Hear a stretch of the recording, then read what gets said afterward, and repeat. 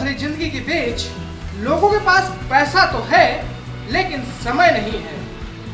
ऐसे में higher education लेने के बाद अशोक तपस्वी अपने गृह जनपद लौट आए और वहाँ लोगों की मदद करके, उनकी सेवा करके उन्हें नई जिंदगी प्रदान कर रहे हैं। लोग उन्हें एम्बुलेंस मैन के नाम से पुकारने लगे हैं। आइए देखते हैं एम्बुलेंस मैन के जीवन से जुड़ी एक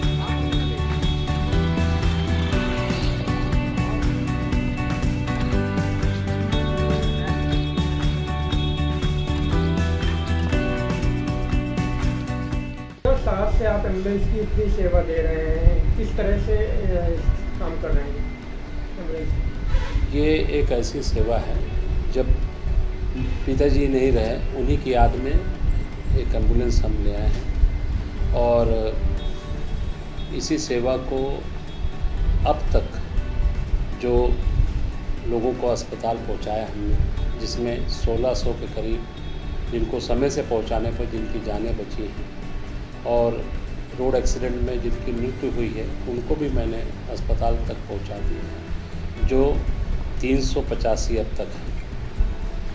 और रोड सेफ्टी पर लेकर जो अभी आपने देखा कि जिस तरह से हम लोग कार्य कर रहे हैं और वाकई में हमारे फतेहपुर जनपद का जो रेशियो है वो पर डे का रोड एक्सीडेंट में कम से कम 3 से 4 लोगों की मौत होती है और अधिकतम 80% जो बिना हेलमेट के हैं और बिना सीट बेल्ट के हैं, इनकी ज़्यादा रेशियो। और मैं हमेशा हफ्ते में एक बार हम लोग रोड पे इसी तरह लोगों को अवेयर करते हैं सीट बेल्ट को लेकर। समय कैसे निकाल लेते हैं आप दोनों काम के लिए? सेवा देते हैं? नहीं, बिल्कुल समय का कमी नहीं है। अगर हम लोग चाहें तो समय की कोई कमी नहीं होती है। जिनको करना है उनके लिए समय क्यों नहीं। जैसे भी यही एक्सीडेंट में अगर मुझे रात में 2 बजे भी फ़ोन आ जाता है, चाहे कोहरा पड़ रहा हो, चाहे जो भी ठंडक भी है, तो मैं तुरंत मौके पे पहुंचता हूं।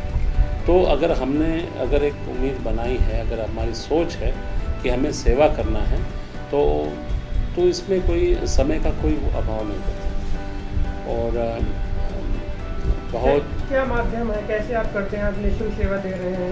जी, मेरे जो पैदाइश है, बॉर्न एंड ब्रॉट अप मेरा पुणे महाराष्ट्र, मेरा व्यवसाय भी पुणे में ही है।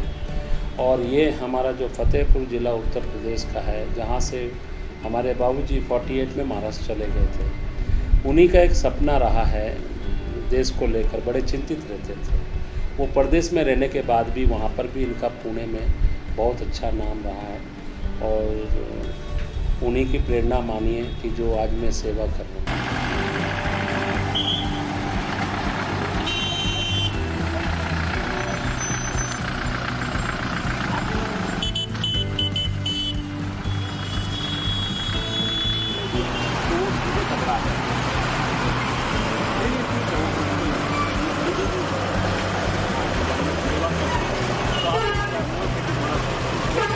हमेशा सड़क पे होता है।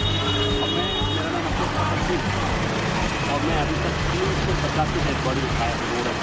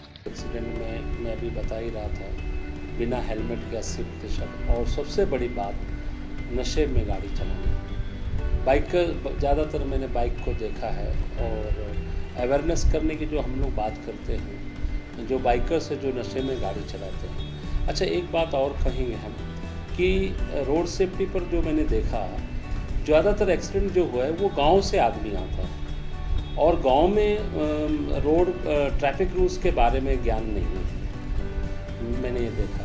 और ये गांव के लोग हैं। उसी जगह पर अभी आपने देखा होगा कि एक 4 व्हीलर में मैं लोगों को, उन दोनों को समझा रहा था बेल्ट लगाने के लिए। पढ़े लिखे लोग थे, अच्छे घर के हैं, लेकिन उनको ये बिल्कुल एकदम से वो नाराज़ हो रहे थे मुझ पर, हम नहीं लगाएंगे बेल्ट। तो मैंने कहा ये तो मर्ज़ी आपकी है, लेकिन अब मैं लोगों से प्रश्न भी पूछूंगा कि हम बेल्ट क्यों लगाते हैं और क्यों लगाना चाहिए। आज तो मुझे ये लग रहा है कि हम लोग डर के वजह से बेल्ट लगाते हैं, कहीं दंडित ना हो जाए। अभी नए रूल्स जो आ गए हैं ट्रैफिक, उसमें उसके अंतर्गत दंडनीय जो उन्होंने रखा हुआ एक अमाउंट है, वो डर के वजह से लगा रहे।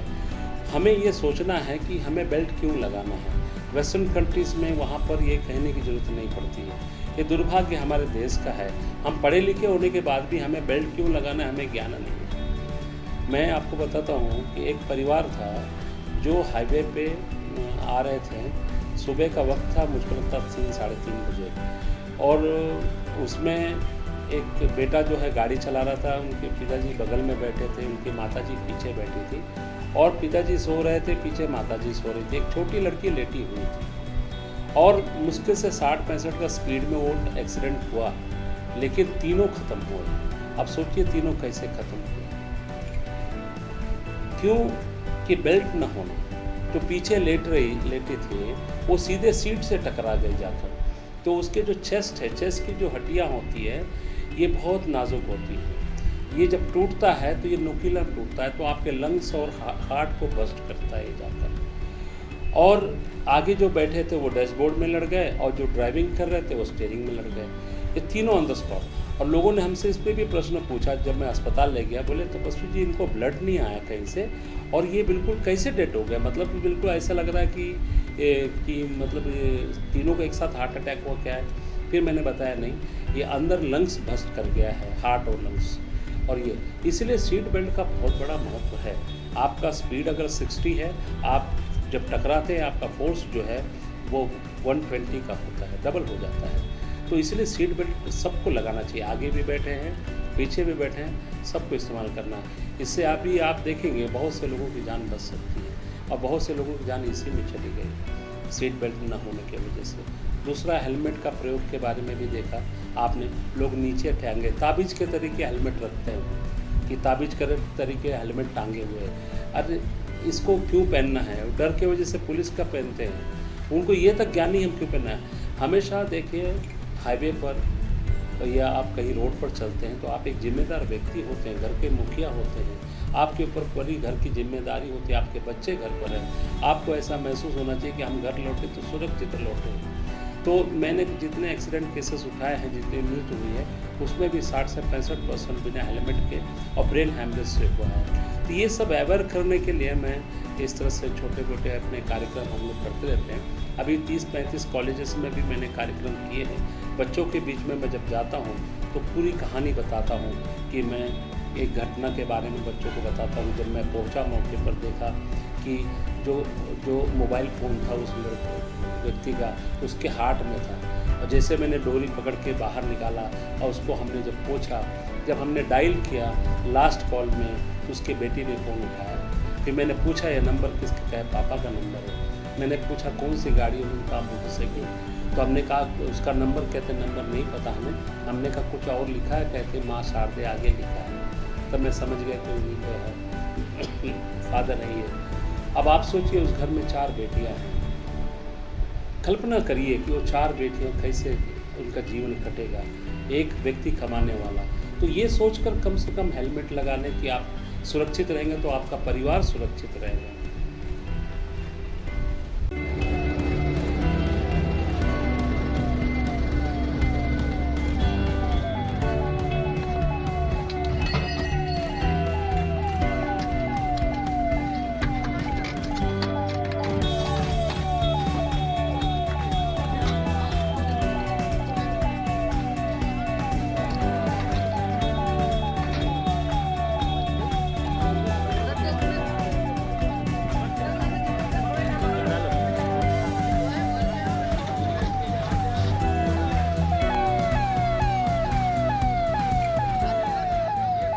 अशोक तपस्वी समाज सेवी होने के साथ साथ एक कुशल किसान भी है। यह जैविक ढंग से खेती करने के लिए क्षेत्र में प्रसिद्ध है। अब देखना यह होगा कि कितने अन्य लोग हैं जो इनसे प्रेरणा लेकर, इनसे शिक्षा लेकर समाज सेवा एवं तकनीकी रूप से खेती करने के लिए आगे आते हैं एवं एक नया मुकाम हासिल कर पाते हैं।